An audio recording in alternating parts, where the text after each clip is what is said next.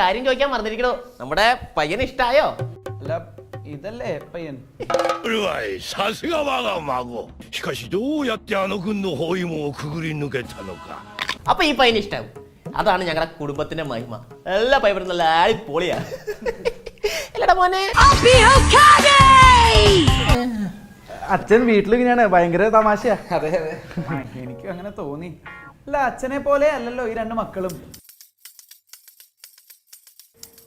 അച്ഛൻ തിരുമേനിയുടെ ഹ്യൂമർ സെൻസും ആ സൗന്ദര്യം ഒന്നും ഇവർക്ക് കിട്ടിയിട്ടില്ല.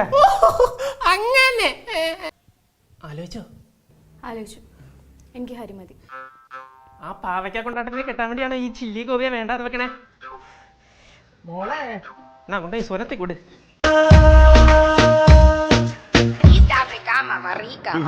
挨拶していい